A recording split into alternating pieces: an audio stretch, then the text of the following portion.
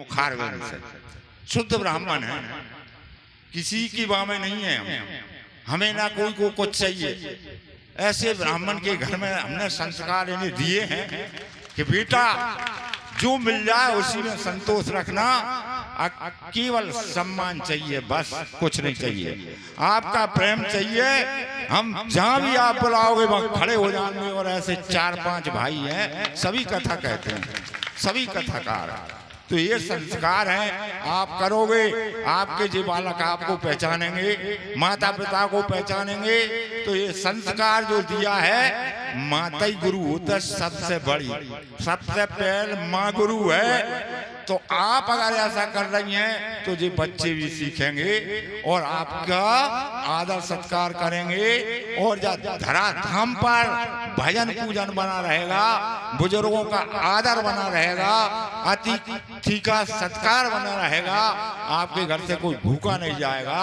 तो इस समय आपके पितृ आपको देख रहे हैं कि मेरे मेरे मेरे जो बालक, नाती पोता, पोता को बालक और त्रिपोता प्रपोता, वो आपको देख रहे हैं कि क्या आनंद आ रहा है। सभी वैकुंठ में बैठे हो आप, छोटी मोटी बात नहीं है। भगवान जब जा रहे थे तो उद्धव जी ने पूछा था कि महाराज भगवान आप चले, अब हमें कहाँ मिलेंगे। तो भगवान स्वयं श्री कृष्ण के मुखारविंद से निकला है कि मैं श्रीमद् भागवत देवी में मैं आपको मिलूंगा।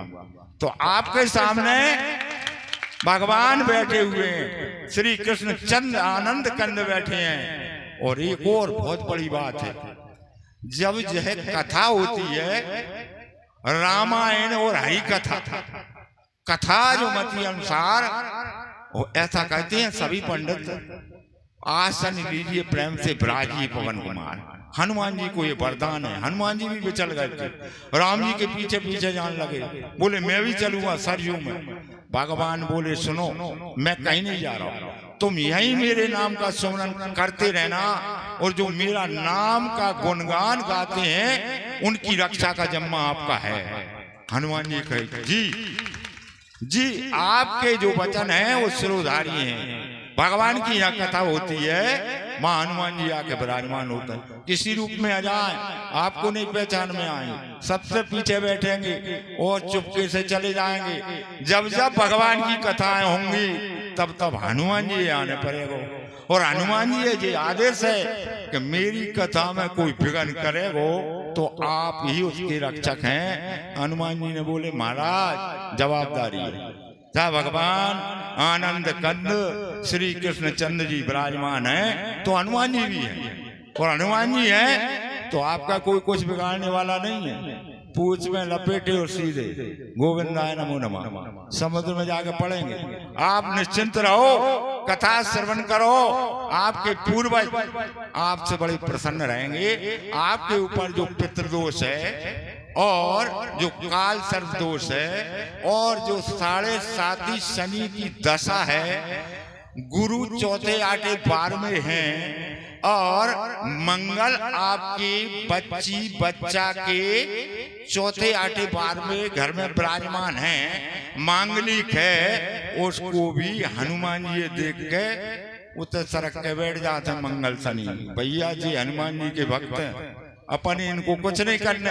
तो मांगलिक होने पर भी आपको इस कथा श्रवण करने से मांगलिक दोष हट जाएगा, ये मैंने कह दिया।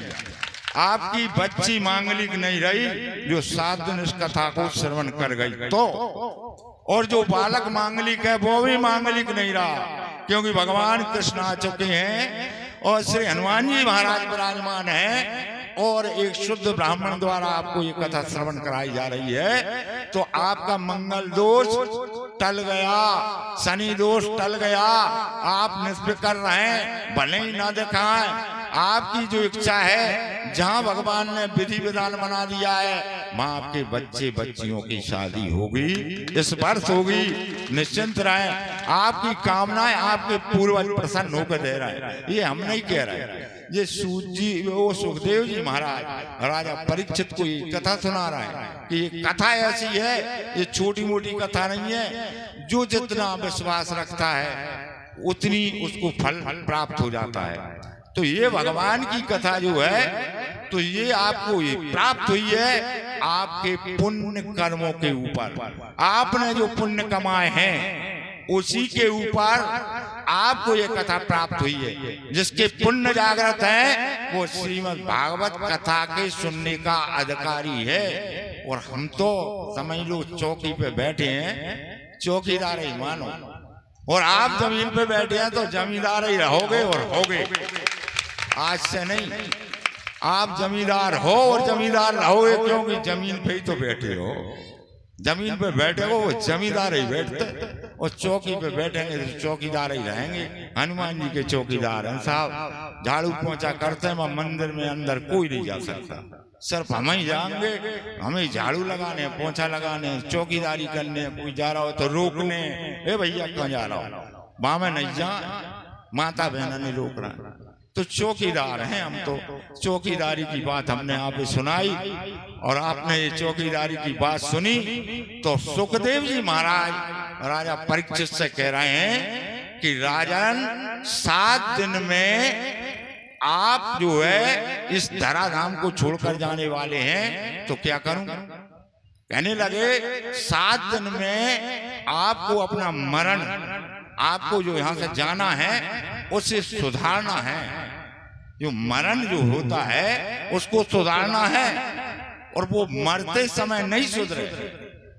दास वही है, वह उल्टो करके देखो, दास से तो वह को नाम है सदा। जो बचपन से ही कथा सुनता है, मनु ने कथा सुनी थी, प्रहलाद ने कथा सुनी थी, मीरा जी ने कथा सुनी थी, जो गर्भ में ही कथा सुनना है।